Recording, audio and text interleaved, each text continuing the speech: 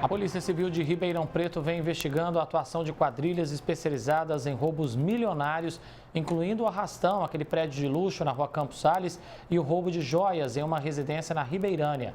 Você vai entender agora qual a possível relação entre eles. De um lado, um mega arrastão em um prédio de luxo e a ousadia dos criminosos que usaram uma estratégia para ter acesso livre ao condomínio. O alvo, joias e dinheiro. Do outro, uma família feita refém dentro de casa. As joias levadas foram parar nas mãos de receptadores e depois reconhecidas sendo vendidas em rede nacional. Mas, além do interesse por joias, o que esses dois crimes têm em comum? Nós conseguimos identificar que realmente houve participação de algumas pessoas nos dois casos, entendeu? Então, alguma coisa que foi levantada no caso da Campos Sales, está sendo emprestada também de informações e pessoas realmente que se envolveram para aquele outro caso do bairro Ribeirânia, né, que aconteceu mais no início do ano. São quadrilhas diferentes, mas algumas pessoas, alguns personagens participaram dos dois casos. O assalto ao condomínio de luxo no centro de Ribeirão Preto aconteceu na manhã de 24 de setembro. 6 apartamentos do edifício de 14 andares foram invadidos pelo grupo, que conseguiu se infiltrar locando um dos imóveis 2 semanas antes. Segundo a polícia, o prejuízo pode ultrapassar 4 milhões de reais em joias, celulares, dinheiro e outros objetos levados pela quadrilha. Já foram presas 14 pessoas foram presas e recuperados mais de 100 mil reais em espécie e algumas joias também. E foi muito realmente rápido e eficiente porque identificou essas pessoas, prendeu todas as pessoas praticamente e faltando apenas 3 pessoas ainda a serem presas. Entre os foragidos está Júlia Moretti, uma das principais suspeitas de integrar a quadrilha que fez o arrastão no prédio.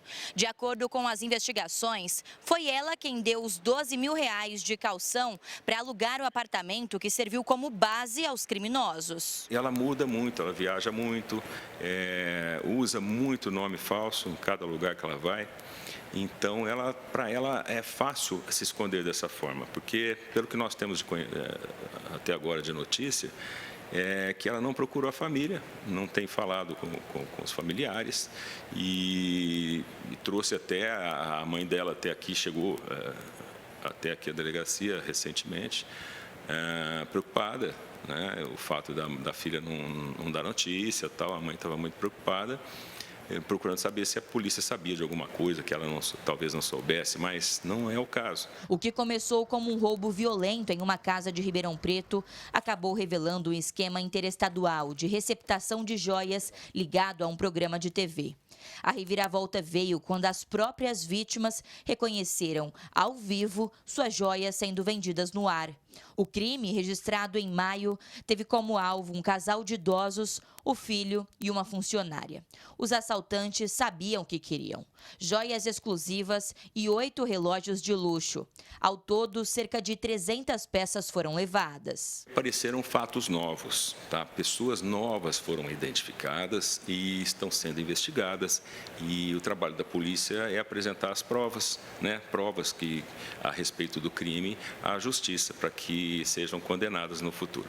Apesar de serem crimes distintos e com modos de agir diferente, a polícia confirma: há ligações entre os dois casos. As investigações apontam que alguns integrantes participaram das 2 ações, mesmo pertencendo a grupos diferentes.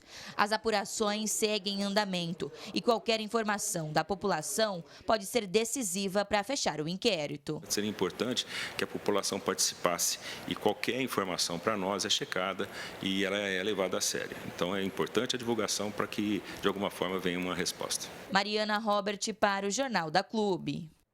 E durante essa manhã, 7 homens que são suspeitos de envolvimento no arrastão do prédio no centro de Ribeirão prestaram depoimento na Delegacia de Investigações Gerais sobre o crime praticado em setembro deste ano.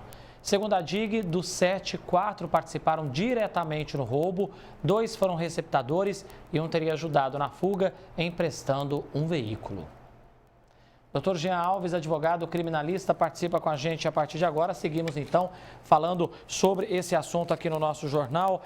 Doutor, o que leva os criminosos a planejarem ações tão elaboradas como o aluguel de um apartamento para depois invadirem então esse prédio de luxo? Isso mostra uma nova forma de atuação dessas quadrilhas na análise do senhor. Muito bem-vindo, ótima tarde, doutor Jean. Boa tarde, André, e aos telespectadores do Jornal da Clube. Na verdade, não. Essa leitura, essa nova dinâmica da realidade desses crimes patrimoniais são conhecidos. É claro que há uma dinâmica que se diversifica conforme o trabalho da polícia vai identificando esses autores.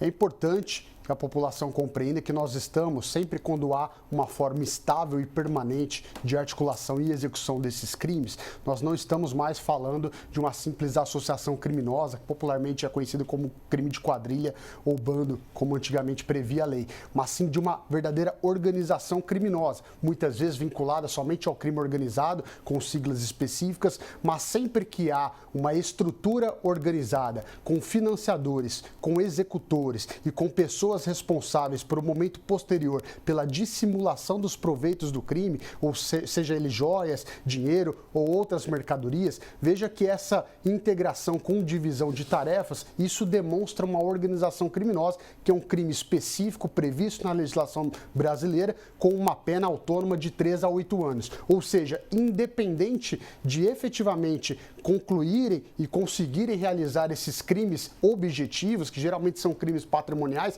somente a Constituição, e é claro que o trabalho da polícia que demonstrará esse vínculo, essa estabilidade, permanência e divisão de tarefas, constitui por si só esse crime gravíssimo de organização criminosa.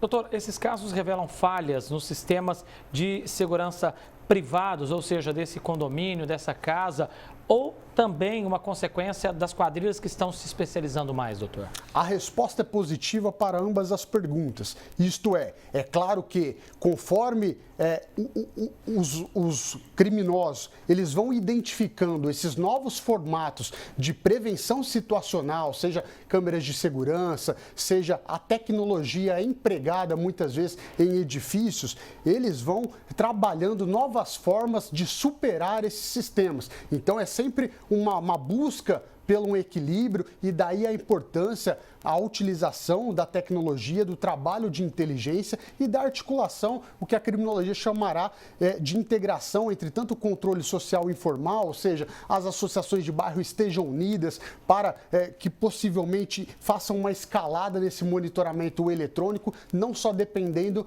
tão somente do trabalho da polícia, que é importante trabalhar com esses números, tanto a polícia repressiva que age no pós-crime, identificando esses autores e levando a responsabilidade do conhecimento do Poder Judiciário, mas também da Polícia Militar direcionando seus batalhões específicos, como a BAEP e a Força Tática, para os locais onde esses índices apresentam um elevo nos registros aí de ocorrência. Doutor, chama a atenção como é possível que peças tão específicas como joias bem exclusivas, relógios de luxo, circulem com tanta facilidade no mercado sem uma fiscalização mais rigorosa. De fato, como nós temos diversas plataformas em que se exige o mínimo para você oferecer um produto, é relativamente fácil você alocar esse proveito do crime, ou seja, as joias que foram furtadas ou roubadas no mercado da internet. Mas cada vez mais a polícia vem se especializando para rastrear esses bens, rastrear essas plataformas, assim como o inverso é verdadeiro. Ou seja, as políticas públicas, estaduais, federais e até mesmo municipais, controlando esse ambiente para exigir que essas plataformas cada vez mais se especializem no controle para que não seja qualquer pessoa que possa colocar ali um objeto que muitas vezes pertence a uma pessoa e foi objeto de um furto ou de um roubo. Criminólogo Jean Alves, agradeço a presença do senhor com a gente mais uma vez. Grande abraço e até a próxima oportunidade, viu, doutor? Sou eu quem agradeço. Um abraço. Um abraço, até mais.